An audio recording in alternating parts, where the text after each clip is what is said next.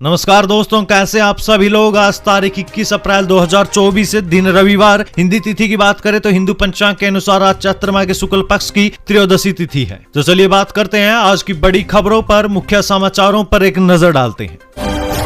PM Modi आज बांसवाड़ा में करेंगे जनसभा। भाजपा प्रत्याशी महेंद्रजीत सिंह मालवीय के समर्थन में करेंगे संबोधित। वहीं अगर कांग्रेस को वोट देते तो कोटा पीएफआई का गढ़ बन जाता। राजस्थान में अमित शाह का विवादित बयान। वहीं मौसम को लेकर एक बड़ा अपडेट आया। राजस्थान में आज से फिर बारिश का अलर्ट। 5 जिलों में आंधी चलने की आशंका, करीब 5 डिग्री तक गिरा तापमान। वहीं अपने ऊपर लगे देशद्रोही के आरोप पर भाटी बोले, आपके पास जांच एजेंसियां हैं, मेरी जांच करवा लो। समर्थन देता तो देश प्रेमी, नहीं दिया तो अब देशद्रोही हो गया। वहीं अशोक गहलोत का मोदी की गारंटी पर हमला, कहा हमारी योजनाओं को तो आज भी लोग याद कर रहे हैं। वहीं चित्तौड़गढ़ में गरजे यूपी मुख्यमंत्री योगी आदित्यनाथ, बोले कांग्रेस सत्ता का अधिकार खो चुकी है, इन्हें सत्ता में रहने का कोई अधिकार नहीं। वहीं बीजेपी को लेकर सचिन पायलट का बड़ा दावा, कहा साउथ में तो सफाया हो चुका है, नॉर्थ में अब हाफ बचे हैं। वहीं पहले चरण में कम मतदान को लेकर गोविंद सिंह डोटासरा का बड़ा दावा, कहा डबल इंजन की सरकार और मोदी की गारंटी से मोहभंग हो गया।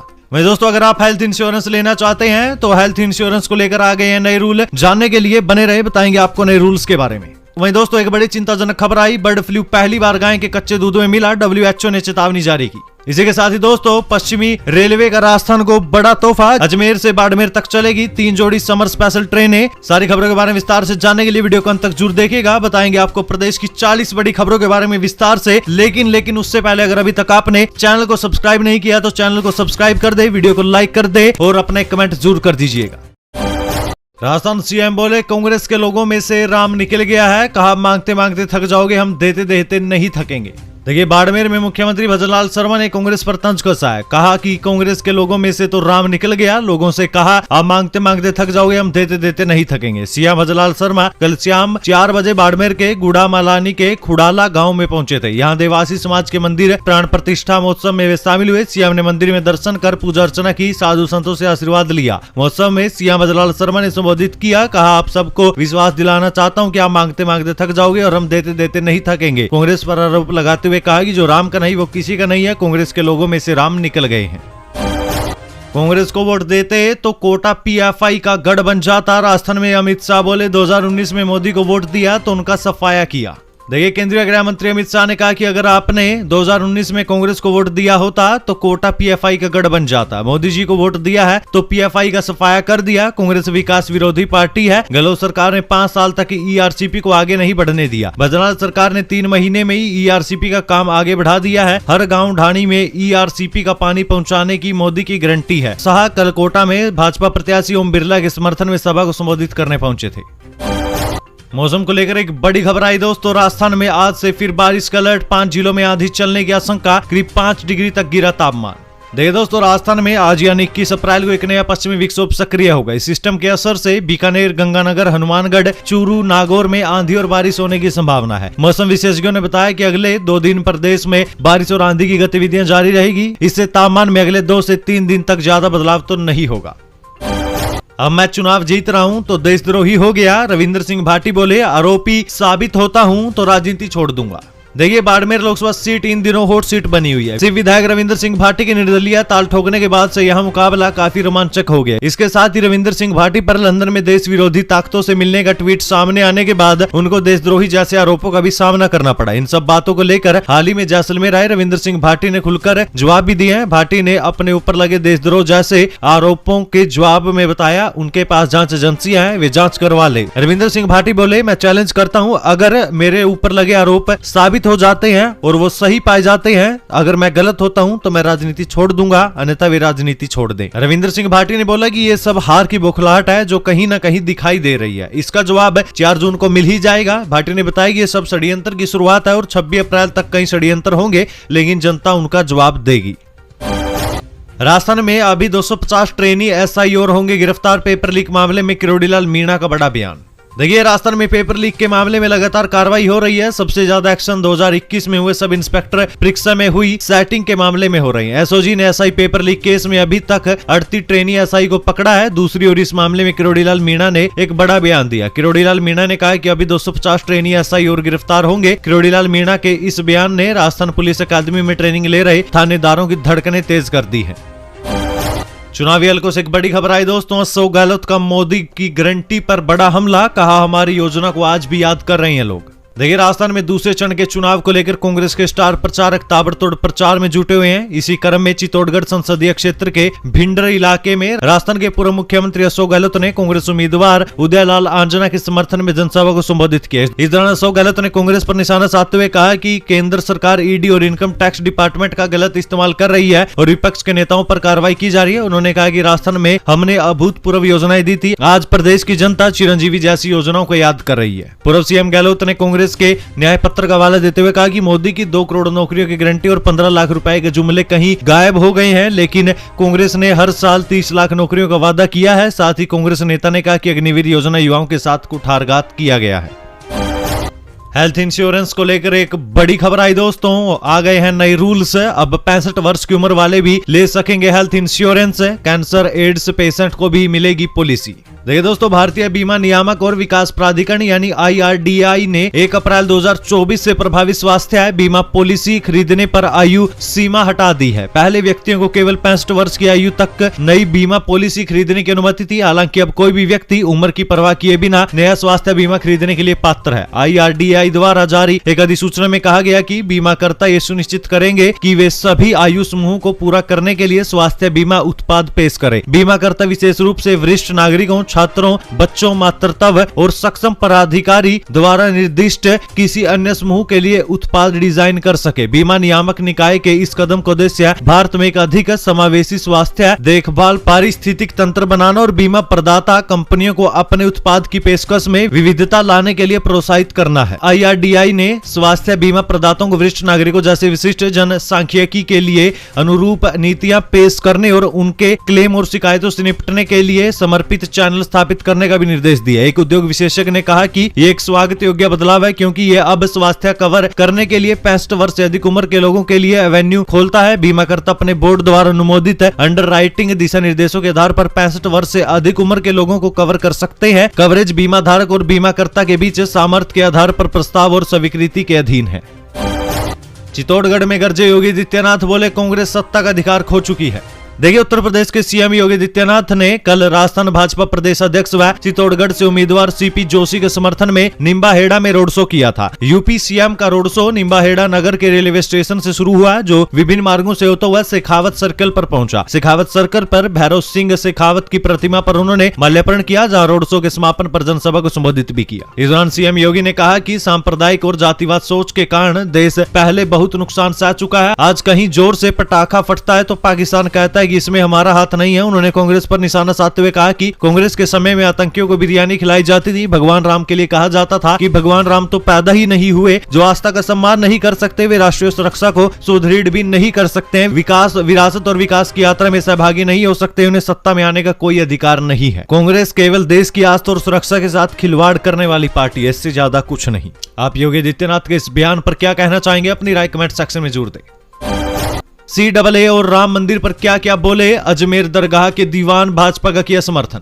देखिए, अजमेर शरीफ दरगाह के आध्यात्मिक प्रमुख और दीवान ने भारतीय जनता पार्टी का समर्थन करते हुए बड़ा बयान दिया है। दरअसल संविधान बदलने वाले आरोप पर सैयद जैनुल आबेदीन अली खान ने विपक्ष पर जमकर निशाना साधा। उन्होंने कहा कि देश में गलत भ्रम पैदा किया जा रहा है। उन्होंने कहा कि संविधान में संशोधन करना अलग बात है और इसे संविधान बदलने से नहीं जोड़ा जा सकता। सैयद ने राम मंदिर से लेकर CAA पर भी खुलकर बात की और भाजपा के कामों का जमकर समर्थन किया। साउथ में साफ और नॉर्थ में हाफ, बीजेपी को लेकर सचिन पायलट का गर्मा गर्म दावा। देखिए, देश भर में लोकसभा चुनाव को लेकर गहमा गहमी का माहौल है। सत्ता पक्ष और विपक्ष अपनी अपनी जीत का दावा करते नजर आ रहे हैं। राजस्थान में तो सभी पार्टियों के नेता अपनी जीत सुनिश्चित करने का दावा करते नजर आ रहे हैं। राजस्थान के पूर्व डिप्टी सीएम और कांग्रेस नेता ने दावा किया कि लोकसभा चुनाव में कांग्रेस के उम्मीदवार जीतेंगे और पार्टी को बहुमत मिलेगी। वहीं कांग्रेस नेता सचिन पायलट ने बीजेपी को लेकर बड़ा दावा करते हुए कहा कि जहां भी पहले चरण का मतदान हुआ है, वहां कांग्रेस पार्टी के उम्मीदवारों की जीत होगी। उन्होंने कहा कि बीजेपी की स्थिति साउथ से साफ और नॉर्थ से हाफ होने वाली है, यानी कि बीजेपी दक्षिण भारत में तो पूरे तरीके से साफ हो ही चुकी है और उत्तर भारत में भी अब जल्दी ही साफ होने वाली है, या यूं कहूं कि आधी रहने वाली है। पहले चरण में कम मतदान पर गोविंद सिंह डोटासरा का बड़ा दावा, कहा डबल इंजन की सरकार की गारंटी से मोह भंग हो गया। देखिए, लोकसभा चुनाव के पहले चरण में राजस्थान में 12 सीटों पर मतदान हुआ। अब प्रदेश की 13 सीटों पर 26 अप्रैल को मतदान होगा। पहले चरण के मतदान की बात करें तो पहले चरण के मतदान को लेकर विभिन्न राजनीतिक दलों की प्रतिक्रियाएं आ रही है। इसी कड़ी में राजस्थान के पूर्व शिक्षा मंत्री व प्रदेश कांग्रेस अध्यक्ष गोविंद सिंह डोटासरा की प्रतिक्रिया सामने आई। उन्होंने अपने सोशल मीडिया अकाउंट एक्स पर पोस्ट करते हुए लिखा कि लोकसभा चुनाव के प्रथम चरण में तो प्रदेश की 12 सीटों पर संपन्न हुए चुनाव में सभी मतदाताओं का आभार और धन्यवाद। राजस्थान में कम मतदान का मतलब लोगों में डबल इंजन की सरकार और मोदी की गारंटी के प्रति मोह भंग हो गया है। इसका सीधा फायदा इंडिया गठबंधन को मिलेगा। यानी कि यहाँ गोविंद सिंह डोटासरा सीधे सीधे कह रहे हैं कि मोदी की गारंटी और डबल इंजन की सरकार पर अब किसी को भरोसा नहीं है, इसलिए अब इसका सीधा फायदा इंडिया गठबंधन को मिलने वाला है, कांग्रेस को मिलने वाला है। आपका इस बारे में क्या ख्याल है? क्या इसका फायदा इंडिया गठबंधन को मिलेगा, कांग्रेस को मिलेगा, या एक बार फिर से मोदी की सरकार ही सत्तासीन होगी? किसानों ने फसल खराब होने पर मुआवजे की मांग की। किसान नेता ने दी सोमवार को विरोध प्रदर्शन करने की चेतावनी। देखिए, अनूपगढ़ जिले के रायसिंह नगर इलाके में हुई ओलावृष्टि से फसलों को नुकसान पर किसानों ने समेजा कोठी उप तहसील पर विरोध प्रदर्शन किया। साथ ही लोगों ने नायब तहसीलदार को ज्ञापन सौंपा। इन लोगों का कहना था कि फसल के पके हुए होने के बाद नुकसान हुआ है, ऐसे में किसान को इसका मुआवजा मिलना चाहिए। किसानों ने कार्रवाई नहीं होने पर उप तहसील के घेराव की चेतावनी दी है। वहीं किसान नेता शिवपत मेघवाल ने बताया कि सरकार को तुरंत प्रभाव से पीड़ित किसानों को मुआवजा देना चाहिए। इसके साथ ही तूफान व ओलावृष्टि से खराब हुई फसलों का फसल बीमा क्लेम भी जारी किया जाना चाहिए। स्कूल के बच्चे रोकेंगे पानी की बर्बादी, शिक्षक बताएंगे घर में जल संरक्षण कैसे करें, शिक्षा विभाग की पहल।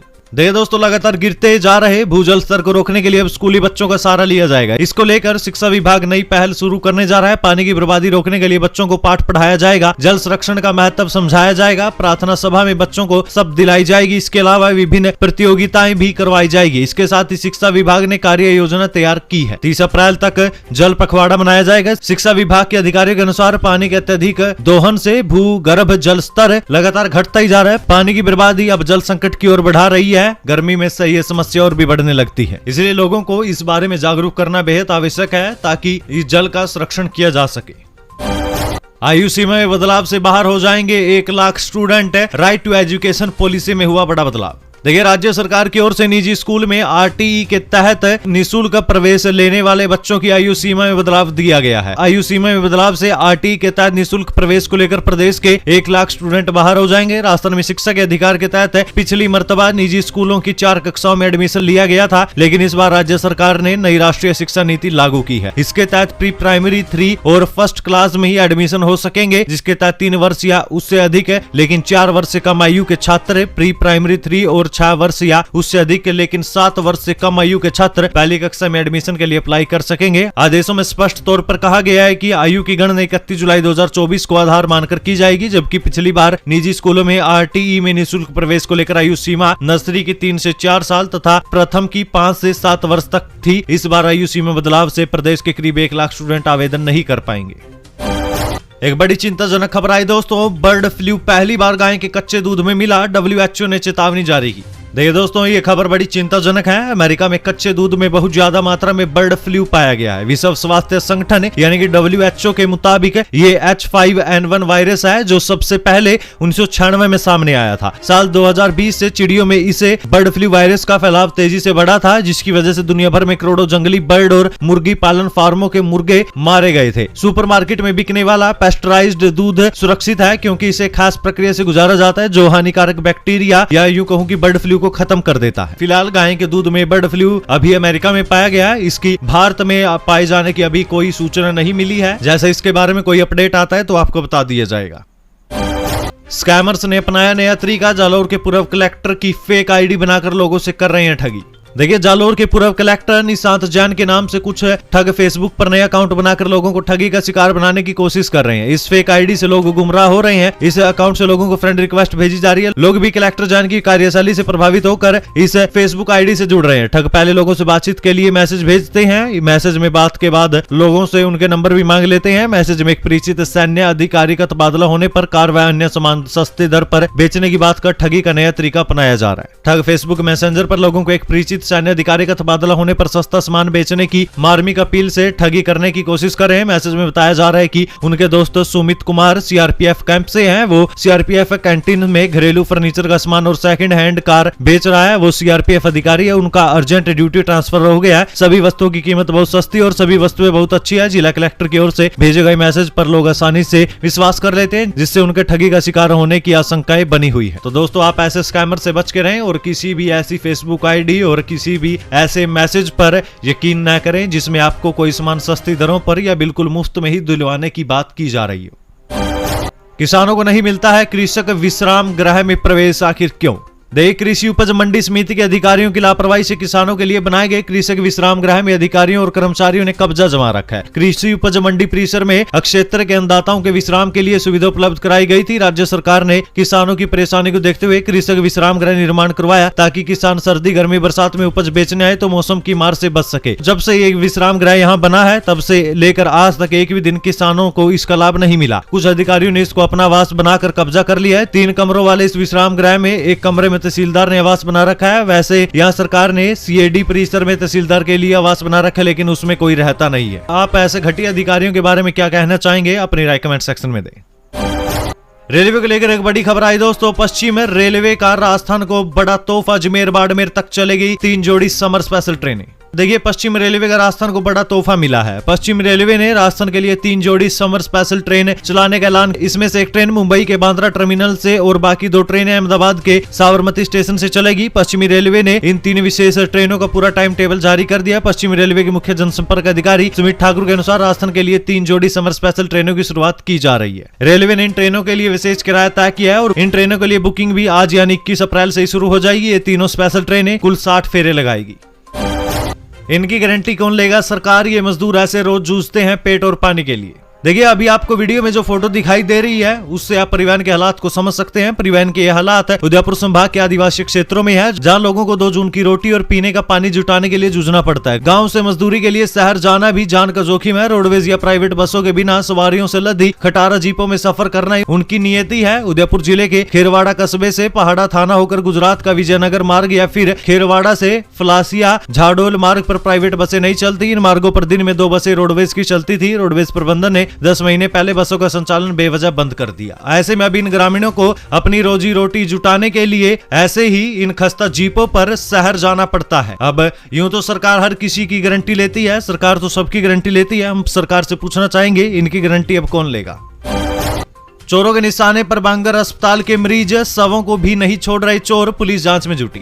देखिए, पाली जिला मुख्यालय पर स्थित सबसे बड़ा अस्पताल चोरों के टारगेट पर है। हाल ही में अस्पताल से एक मृतक के हाथ से अंगूठी और एक घायल के कान से पहने सोने के गहने चोरी होने के मामले में अब पुलिस ने जांच शुरू कर दिया। मामले में कोतवाली थाने से एएसआई ओम प्रकाश परिहार, कांस्टेबल दयाल राम सहित टीम ने बांगर अस्पताल के अधीक्षक डॉक्टर पीसी व्यास से मिलकर उनसे पूरे मामले की जानकारी लेते हुए जांच प्रारंभ करते हुए घटना के वक्त के कुछ सीसीटीवी फुटेज भी ट्रॉमा वार्ड से कलेक्ट किए हैं।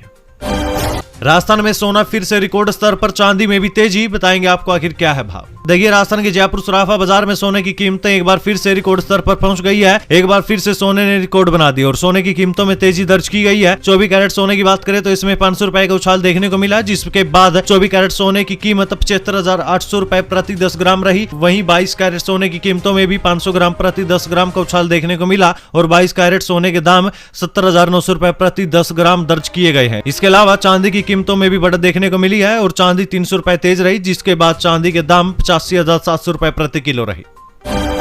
खाचरियावास ने बीजेपी विधायक को लेकर दिया बयान, बोले गोपाल शर्मा का मानसिक संतुलन बिगड़ा हुआ है, उन्हें इलाज की जरूरत है। देखिए, राजस्थान में 12 सीटों पर पहले चरण के मतदान होने के बाद हर कोई अपने हिसाब से आकलन कर रहा है। कांग्रेस हो या बीजेपी, मतदान प्रतिशत को लेकर सब अलग अलग दावे कर रहे हैं। वहीं जयपुर शहर लोकसभा सीट से कांग्रेस प्रत्याशी प्रताप सिंह खाचरियावास ने भी मतदान कम होने को लेकर कहा कि इसका सीधा फायदा कांग्रेस को होगा। खाचरियावास का कहना है कि जब सरकार से नाराजगी होती है तो वोट कम पड़ते, इसलिए मतदान प्रतिशत कम रहा। जयपुर के चुनाव में जब उन्होंने शुरुआत की तब कमजोर थे, लेकिन वे मानने लगे थे कि उनका करिश्मा खत्म हो गया। खाचरियावास ने कहा कि जैसे जैसे चुनाव अपने चरम पर आया वो बेहतरीन रहा। इससे पहले सिविल से विधायक बीजेपी विधायक गोपाल शर्मा ने उन्हें यानी खाचरियावास को बहरूपिया कहा था, जिस पर खाचरियावास ने पलटवार करते हुए कहा कि कुछ लोग तो इस लायक भी नहीं है जिनके बारे में बात भी की जाए, क्योंकि उनका मानसिक संतुलन तो बिगड़ा हुआ है, उन्हें इलाज करवाना चाहिए।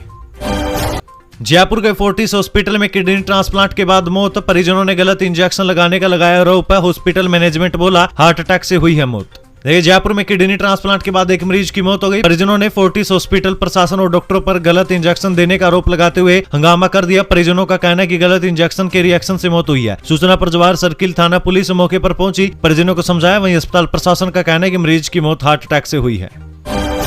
मानवेंद्र सिंह बोले रूपाला माफी मांगे, उनके बयान से आक्रोश। कहा आक्रोश शांत करना मंत्री की जिम्मेदारी, मुझे दुख और आश्चर्य है कि इतनी ढील कैसे हुई। देखिए, केंद्रीय मंत्री पुरुषोत्तम रूपाला के बयान पर राजपूत समाज में नाराजगी के मुद्दे पर बीजेपी में डैमेज कंट्रोल की कोशिश की जा रही है। इस बीच हाल ही में कांग्रेस से बीजेपी में शामिल हुए वरिष्ठ नेता मानवेंद्र सिंह ने पुरुषोत्तम रूपाला के बयान को गलत बताते हुए उन्हें माफी मांगने को कहा। मानवेंद्र सिंह के इस बयान को सियासी हलकों में काफी अहम माना जा रहा है। मानवेंद्र सिंह ने मीडिया से बातचीत में कहा कि सार्वजनिक जीवन में व्यक्ति चाहे किसी पद पर हो, किसी जगह पर, उस व्यक्ति को किसी भी समाज पर ऐसी टिप्पणी करना शोभा नहीं देता। इतने सीनियर केंद्रीय मंत्री रहकर रूपाला के मुंह से ऐसी बातें निकली है, मुझे बड़ा दुख और आश्चर्य हुआ कि इतनी ढील कैसे हो गई। ये चैलेंज हम सबके लिए, हमें अपनी जुबान पर लगाम रखनी है और देश में भाईचारे का वातावरण बनाना, ऐसी बातें नहीं करनी है।